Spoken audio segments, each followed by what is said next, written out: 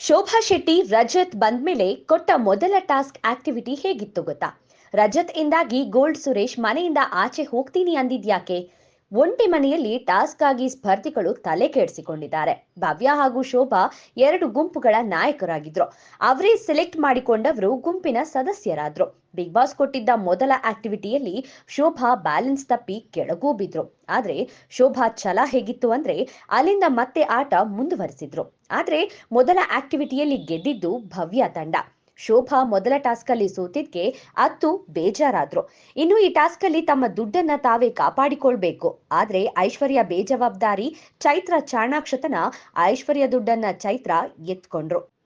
ಇನ್ನು ಇದ್ರ ಜೊತೆಗೆ ಮತ್ತೊಂದು ಆಕ್ಟಿವಿಟಿ ಕೂಡ ಬಂತು. ಆದ್ರೆ ಮೊದಲ ಆಕ್ಟಿವಿಟಿಯಲ್ಲಿ ಎರಡು ಗುಂಪು ಅವರವರ ಕೆಲಸ ಮಾತ್ರನೇ ನೋಡ್ಕೊಂಡ್ರು. ಆದ್ರೆ ಎರಡನೇ ಆಕ್ಟಿವಿಟಿ ಮಾತ್ರ ಕಿತ್ತಾಡೋಕೆ ಅಂತಾನೆ ಕೊಟ್ಟಿರೋ ಹಾಗಿತ್ತು. ಚೆಂಡುಗಳನ್ನ ತಮ್ಮದಾಗಿಸಿಕೊಳ್ಳೋ ಭರದಲ್ಲಿ ಜಗಳ ಮಾತು ಮಿತಿ ಮೀರಿತು.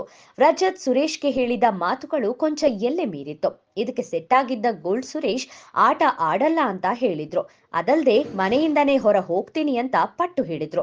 ಒಟ್ಟಿನಲ್ಲಿ ಸುರೇಶ್ ಲಗೇಜ್ ಕೂಡ ಪ್ಯಾಕ್ ಮಾಡ್ಕೋತಿದ್ದಾರೆ. ಆದ್ರೆ ತಮ್ಮ ಸಿಟ್ಟು ಬೇಜಾರು ಕಮ್ಮಿ ಮಾಡ್ಕೊಂಡು ಆಟದಲ್ಲಿ ಮುಂದುವರಿತಾರಾ ಅಥವಾ ಸಿಟ್ಟಿನಿಂದ ಆಡಲ್ಲ ಅಂತ ಹೊರ ಉಳಿತಾರಾ? ಮನೆಯ ಸ್ಪರ್ಧಿಗಳು ಸುರೇಶ್ ಮನವೊಲಿಸೋದ್ರಲ್ಲಿ ಯಶಸ್ವಿ ಆಗ್ತಾರಾ? ಕಾದು ನೋಡ್ಬೇಕು.